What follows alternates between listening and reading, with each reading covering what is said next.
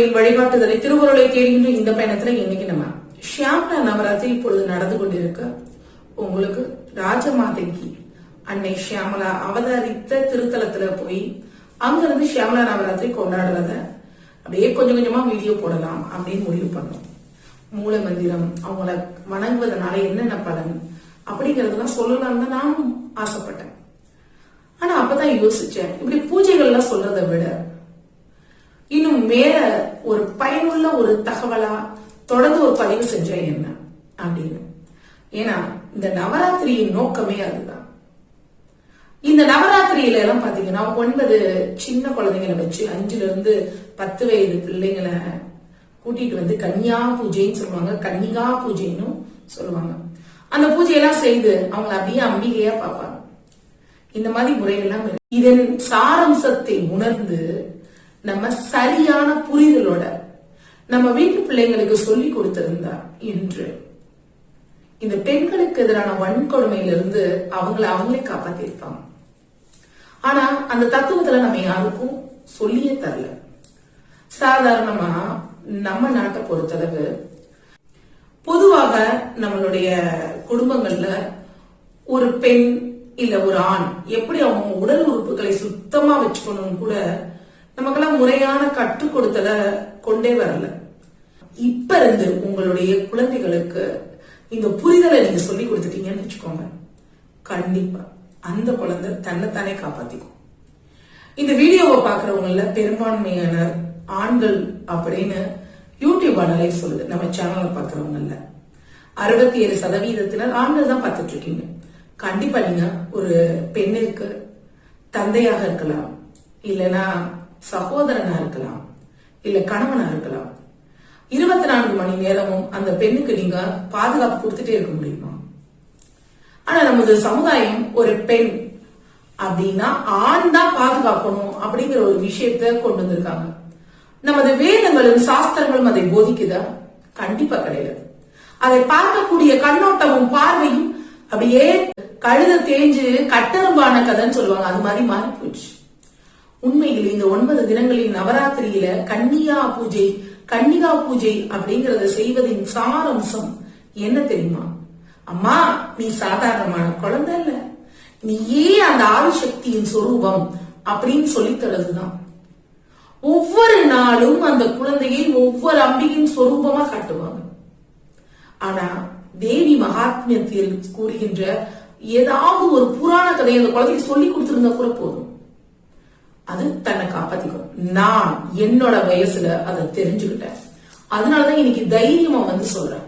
Me two அப்படின்னு சொல்லி போட்டு என்கிட்ட நடக்கிற விஷயங்கள்லாம் இப்படி இருந்துச்சு அப்படின்னு சொல்ல வேண்டிய அவசியம் எனக்கு ஏற்படல. எல்லா துறையிலையுமே பெண்களுக்கு நிறைய விஷயங்களை ஃபேஸ் பண்ணுவாங்க. நானும் என் வாழ்க்கையில ஃபேஸ் பண்ணிருக்கேன். ஆனா அதை சரி பண்றதுக்கு எங்க அப்பா கிட்டயோ அண்ணன் கிட்டயோ யாருக்கிட்டயும் போய் நிக்கல, நானே எதிர்த்து நின்றுருக்கேன். அதற்கு ஒரே காரணம் இந்த மாதிரி தேவி மகாத்மியம் படிச்சதுதான். அப்படியே அம்பிகை எப்படி இருப்பானா, ஒரு சின்ன குழந்தைய அப்படியே வந்து பாறையில் அமர்ந்திருப்பா. அரக்கன் வருவான், அவளை அடையணும் முற்படுவான். அப்ப அவளை காப்பாற்றுவதற்காக அவளுக்கு கணவனாக வரக்கூடிய சிவபெருமானோ இல்லை அப்படியே அவளுக்கு அண்ணனாக இருக்கக்கூடிய பெருமாளோ வந்து காப்பாற்ற மாட்டாங்க. அவளே அவளை காப்பாத்திக்குவா. அவகிட்ட இருந்துதான் பலவிதமான யோகினி சக்திகள் உருவாகி அவளை ப்ரொடெக்ட் பண்ணும். அப்படி ரத்த பீஜன் ஒரு அரக்கன் வந்து நிற்பான், அவளே அழிக்கிற மாதிரி தான் வரும். அந்த ரத்தம் ஒவ்வொன்னா சொட்டு விழுந்து திருப்பி அரக்கன் வர்றப்ப உடனே அதுக்கு வேற யாரோ வரமாட்டாங்க. நம்பிக்கையே அவளுக்குள்ள இருந்துதான் எல்லா சக்தி பிரபாகங்களும் வெளியே வந்து போரிட்டு அந்த அரக்கனையும் வதம் பண்ணும் அப்படிங்கிற வரலாறு சொல்லப்படும் பொழுது நான் உணர்ந்து கொண்ட விஷயம் அதுதான். ஓஹோ, நமக்குள்ளதான் இவ்வளவு இருக்கு அப்படிங்கறத தெளிவா புரிஞ்சுக்கிட்டேன். அந்த புரிதல் தான் பல விஷயங்கள்ல பல இடங்கள்ல சிக்காம இன்ன வரைக்கும் ஸ்ட்ராங்கா உங்க முன்னாடி நின்று பேச முடியுது. ஒரு பெண் எப்பொழுது முழுமையா தைரியம் பெறுவா தெரியுமா? அவ முழுமையான தூய்மை நிலையில் இருக்கும் பொழுது இவ்வுலகில் உள்ள எந்த ஒரு சக்தியும் அவ முன்னாடி நிக்காது. இந்த உலகத்துல எந்த ஒரு பெண்ணையும் அடக்க முடியாது. அன்புக்கு அவ அடங்கிதான் இருப்பா. அவளுடைய பாசம் அப்புறம் பந்தம் அதற்கு உண்டான மரியாதையை கொடுத்து இருப்பாளே ஒழிய அவளுக்கு உண்டான வீரம் அப்படிங்கிறது என்னங்கிறத இங்க யாரும் போதிக்கல. ஆனால் நமது புராணங்கள் போதிச்சது. அது எல்லாம் மறைக்கப்பட்டது. உங்க வீட்டுல உங்க குழந்தைக்கு இந்த மாதிரி விஷயங்களை எடுத்து சொல்லுங்க. அப்படியே 5 வயசு பிள்ளையா உட்கார வைங்கம்மா, உன்னை நீ தான் பாதுகாத்துக்கணும் அப்படின்னு சொல்ல நம்ம பழக்கும் பொழுது, இந்த மாதிரி வரலாற்று விஷயங்களை சொல்லும் பொழுது நிச்சயமாக அந்த குழந்தைக்கு சின்ன வயசுல இருந்து தைரியம் தானாக ஊற்றெடுக்கும். நம்மள அதே மாதிரி பாத்தீங்கன்னா உடம்பு பலத்துல குழந்தைகள் பெண்கள் அப்படின்னா தனியா வச்சிருவாங்க, ஆண்கள் அப்படின்னா தனியா. ஏன்னா பெண்களுக்கு பலம் இல்லை அப்படிங்கிற மாதிரியான ஒரு படிப்பினையே நமக்கு கொண்டு வந்துட்டாங்க. அப்படியா? பலம்ங்கிறது உடல்லையா, புத்தியில. சரியான சமயோஜித புத்தி இருந்தா பல பெண்கள் மாட்டிக்கவே மாட்டாங்க. ஒரு பொண்ண தொடறதுக்கு ஒரு ஆண் வாரான்னா அவ பயந்தாத்தான் அவளால யோசிக்க முடியாது. ஆனா வர்றவனை எப்படி எதிர்கொள்ளணும்னு நிக்கிறதுக்கு நம்ம சொல்லி கொடுத்தோம்னு வச்சுக்கோங்க, கண்டிப்பா அதுல இருந்து அவ வெளியே வரலாம். என்ன பண்ணணும் அப்படிங்கிற தைரியம் தானாக வரும். இதுல அதே வார்த்தைகள்ல பிரச்சாரம் பண்ணிட்டு சொற்பொழிவாளர் மாதிரி போகலங்க. நான் அனுபவித்த உண்மைகளை தான் உங்களிடம் உரைத்து சொல்கின்றேன். இந்த மாதிரி சமயோஜித புத்தி எல்லாம் வருவதற்கு காரணமே ரொம்ப சின்ன வயதுல நாங்களாம் மதுரையில இருந்தோம். மீனாட்சி அம்மன் கோயில்ல சியாமலா நவராத்திரி ஒவ்வொரு நாளும் மீனாட்சி அன்னை ஒவ்வொரு அவதாரமா இருப்பாங்க. அப்படியே எங்களை கையை பிடிச்சு கூட்டிட்டு போகும் பொழுது அங்க இருக்கிறவங்க எல்லாம் அதை சொல்லும் பொழுது காது கொடுத்து கேட்டது. அப்படியே என் அன்னை ஞான சரஸ்வதியை வணங்கி வேண்டிக் கொண்டதே அதுதான். சக்தியா புத்தியா? புத்தி இருந்தா சக்தியை நாம் உருவாக்கிக்கலாம். அந்த அளவு உங்களுடைய வீட்டு பெண்களுக்கு சொல்லி தரணும்னா இதுதான். இந்த 9 நாள் நவராத்திரியா மா, இந்த சக்தி இதுவரை அம்பிகை பாக்குறல, இதுதான் நீ. உனக்குள்ள எல்லா உணர்வுகளும் இருக்கு, எல்லா சக்திகள் பிரபாகங்களும் உனக்குள்ள இருக்கு. எப்படியெல்லாம் வந்தா எப்படி நீ பிரதிபலிக்கணும் அப்படிங்கறத நம்ம எடுத்து சொல்லும் பொழுது வாழ்க்கை எங்கோ மாறிவிடும். குட் டச், பேட் டச் இதெல்லாம் நம்ம சொல்லி தரோம். இப்ப அவேர்னஸா கொஞ்சம் சொல்லி தராங்க. ஆனா இதை விட மேம்பட்டு எவ்வளவு விஷயங்கள் இருக்கு தெரியுமா? ஒரு பெண் எப்பொழுது தன்னை இழக்கிறா அப்படின்னா, எங்க அன்பு இல்லைன்னு நினைச்சு ஒரு பொய்யான, அதாவது தன் வீட்டுல அன்பு கிடைக்கலன்னு நினைச்சு ஒரு பொய்யான மாயையில போய் விழும் பொழுது தன்னை இழந்துடுறான். அதுக்கு உண்டான தன்மைகள் எல்லாமே நம்ம எடுத்து சொல்லணும் அப்படின்னா இந்த மாதிரி நவராத்திரி காலங்கள்ல தான் அது சாத்தியம். ஒவ்வொரு கதைக்கும் நம்ம சம்பந்தப்படுத்தி அந்த பெண்ணுக்கு ஊக்கத்தை கொடுக்கும் பொழுது கண்டிப்பாக மாறும். இன்னைக்கு நம்மள உங்க வீட்டு பெண்களுக்கு நீங்க சொல்லி தரணும்னா இதுதான். இந்த மூளை இருக்கு பாத்தீங்களா, அது அபார சக்தி உள்ளது. நம்மளோட நியூரான்களுக்கு இருக்கக்கூடிய ஆற்றல் பயங்கர வல்லமை நிற்குது. ஒரு புலி அப்படியே ஒரு மானை விரட்டுதுன்னு வச்சுக்கோங்க, அந்த புலிக்கு மேல மான் வேகமா போற அளவு மானுக்கு ஆற்றல் இருக்கு. ஆனா இங்க ஒரு ஆண் ஒரு பெண்ணை துஷ்பிரயோகம் பண்றதுக்கு வரான்னு வச்சுக்கோங்க, அந்த பெண் ஓடணுமா? அவன் எப்படி வாரானோ அதை எதிர்கொள்ற அளவு பலமா மாற ஒரு பெண்ணால முடியும். ஏன்னா பெண்கள் உணர்வு ரீதியாக ரொம்ப சக்தி மிக்கவங்க. அதனால்தான் நமது வேதங்களும் உபநிடதங்களும் பூஜைகள் செய்வதற்கு பெண்களை அவ்வளவாக அனுமதிக்கிறதை சற்றே குறைத்து அவர்களை வணங்கத்தக்கவர்களாக மாற்றி வைத்தது. ஏன்னா எல்லாத்தையும் உணர்ந்துட்டாலும் வச்சுக்கோங்க, வீட்டுக்கு வீடு காலிதான். அந்த அளவு பெண்கள் வல்லமை மிக்கவர்கள். அந்த வல்லமையை சரியான விதத்தில் அவங்க பயன்படுத்தினாங்கன்னா வாழ்க்கை ஏங்கோ சென்று விடும். என் வாழ்வில் நடந்த ஒரு உண்மை சம்பவத்தோட நீங்க தொடர்ந்து அடுத்தடுத்த விதங்கள்ல பார்க்கலாம். வண்டலூர் ஜூ, அங்கதான் எங்க வீடு. ஒரு 15 வருடங்களுக்கு முன்னாடி அந்த பகுதி பாத்தீங்கன்னா ரொம்ப இருட்டா இருக்கும். பாண்டிச்சேரி அரவிந்தர் ஆசிரமத்துக்கு போயிட்டு நைட்டு ரொம்ப லேட் நைட் வரேன். சோ ஆட்டோல போயிட்டு அதுக்கப்புறம் உள்ள இன்டீரியரா எங்களோட வீட்டுக்கு போகணும். அப்பெல்லாம் பெரிய செல்போன் எல்லாம் கிடையாது. சோ ரொம்ப மிட் நைட் ஆயிட்டு போச்சு. ஒரு 11:30 கிட்ட ஆயிடுச்சு. ஒரு ஆட்டோ டிரைவர் வராரு. ஆட்டோல ஏறிட்டேன். ஏறி டிராவல் பண்ணிக்கிட்டே வரேன். இன்னைக்கு இருக்கக்கூடிய போலீஸ் அகாடமி அப்ப கிடையாது. சோ கரெக்டா அந்த ஆட்டோ டிரைவர் கிட்ட நான் வந்துட்டு இருக்கும் போது இந்த சைடு ஒரு 2 வீலர்ல பசங்க, இந்த சைடு 2 வீலர்ல பசங்க, 2 பேர் கரெக்டா வராங்க. எனக்கு ஒண்ணுமே நான் எதையுமே நான் ஃபீல் பண்ணல. ஏன்னா நான் 100% கடவுளை நம்புவேன்.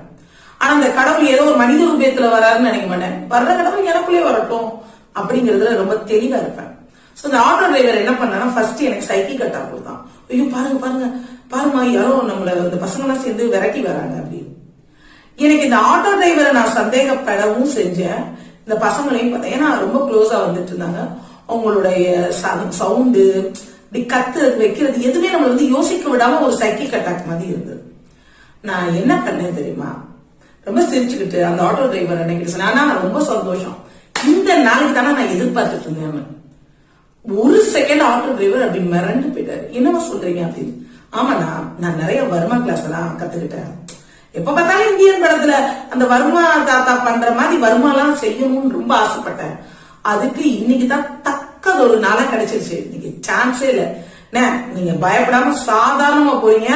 நீங்க ஏதாவது வம்பு பண்ணணும், நம்ம நோக்கு வருமானத்தெல்லாம் பிராக்டிஸ் பண்ணணும் அப்படின்னு நான் சொல்றேன். நான் சொல்ல இந்த ஆட்டோ டிரைவருக்கு கண்ணுல ஒரு பயம் தான். அவர் என்ன சிம்டம் கொடுத்தாரு இல்ல என்ன சமிக்கை கொடுத்தாருன்னு தெரியாது. இந்த பக்கத்துல வந்த டூ வீலர்காரங்க எல்லாருமே அப்படி ஸ்லோ ஆயிட்டாங்க. அப்படி கொலப்பாக்கத்திலேயே நின்னுட்டாங்க. நாங்க ஆக்சுவலா என்ன கொலப்பாக்கத்துல அவங்க விட்டுட்டு நேரம் போகணும் கண்டிகைக்கு. அடுத்த செகண்ட் கேக்குறாரு, அம்மா நீங்க வீட்டுக்கு போறதா எப்படி அப்படிங்கிறோன்னா, அதெல்லாம் பரவாயில்லண்ணா, நீங்க இங்கே இறக்கி விடுங்க. சும்மா நம்ம போனோம்னா பயம்தான். வீட்டுல இருக்கிறவங்க சேஃப்டியா இருப்பாங்க, வெளியே இருக்கவங்க தான் பயப்படுவாங்க. அதான் பயம் இல்ல. நானு இல்லம்மா, நான் உன்னை வீட்லயே கொண்டு வந்து விடுறேன் அப்படின்னு சொல்லி கொண்டு வந்து விட்டுட்டு போயிட்டாரு. சோ இது எப்படி அப்படின்னா, அந்த நேரத்துல நான் அந்த ஆட்டோ டிரைவர் சொன்ன மாதிரி ஐயோ அப்படின்னு பயந்துருந்தேன்னா, போற போக்குல இன்னைக்கு உங்க கூட வீடியோ பேசிட்டு இருக்க மாட்டேன். சரியா? 4 பேர் எனக்கு கொடி பிடிச்சிட்டு நின்று இருந்திருப்பாங்க. அப்படி பண்ற மாதிரி பைத்தியக்காரத்தனம் பண்ணவே கூடாது. நம்மள நம்ம தான் காப்பாத்திக்கணும். எப்பயுமே அடுத்தவங்க எனக்காக பிரேயர் பண்ணுங்கன்னு கூட நான் சொல்லவே மாட்டேன். என் கை என்னோட வாயை பிடிச்சு நான் சாப்பிடாத சாப்பாட எவனோ ஒருத்தன் ஊட்டி என்ன பண்ண போகுது? அதுல நாம தெளிவா இருக்கணும். இதுதான் தைரியமா இருக்கணும். நம்ம ஒருத்தன் நம்மள சைக்கிள் கட்டா குடுக்குறோம் அப்படின்னா, அதுக்கு நீங்க எப்ப பயப்படுறீங்களோ அப்ப நீங்க தோத்து போறீங்க. நீங்க அலுவலகத்துக்கு போறீங்களா, அங்கேயும் உங்களை இப்படிதான் பண்ணுவாங்க. ஆனா நீங்க பயப்படுறீங்க பாத்தீங்களா, எப்ப நீங்க பயப்படுறீங்களோ அப்ப அவன் ஜெயிச்சுட்டு இருக்கான்னு அர்த்தம். வாழ்க்கையோட எண்டிக்கே போறோம், ஆனா போறதுக்கு முன்னாடி போராடிடுவோம் அப்படின்னு தைரியம் வேணும் பாருங்க.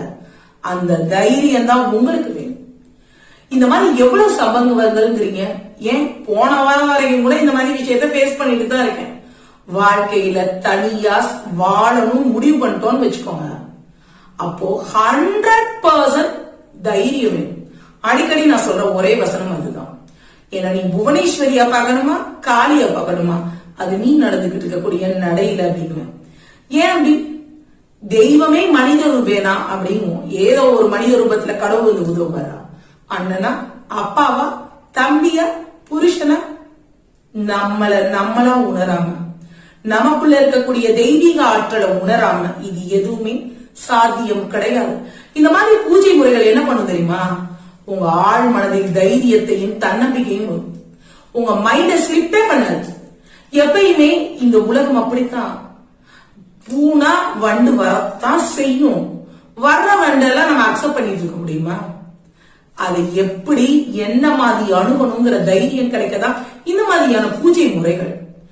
எப்ப பார்த்தாலும் திருமணம், வேலை, குழந்தை அப்படிங்கிற ஒரே பொது பலனாவே போயிட்டீங்க. கண்டிப்பா கிடையாது. ஒவ்வொரு பூஜையின் தாற்பயம் உன்னதமானது. அந்த உன்னதமானதின் உண்மை தத்துவத்தை உணர்ந்துட்டோம்னு வச்சுக்கோங்க, வாழ்க்கை நம்ம நினைக்கிற மாதிரி போயிட்டே இருக்கும். இங்க சட்டங்களோ இல்ல உறவுகளோ நம்மளை காப்பாத்த வராது. நீங்களா இருக்கும் பொழுதுதான். அப்படி நீங்களா இருக்கணும்னா, இந்த புத்திய ஸ்ட்ராங் பண்ணணும்னா, இப்ப நடந்துட்டு இருக்க மாதிரியான ஷியாமலா பூஜைய, ராஜமாதங்கி பூஜைய நம்ம வணங்கும் பொழுது இந்த மூளை சரியான நிலையில் இருந்து உங்களுக்கு என்ன செய்யணுங்கிற தெளிவு கொடுக்கும். மீண்டும் அடுத்த பதிவில வேறொரு நிகழ்வோட இன்னும் உங்களுக்கான பதிவை தொடருவோம்.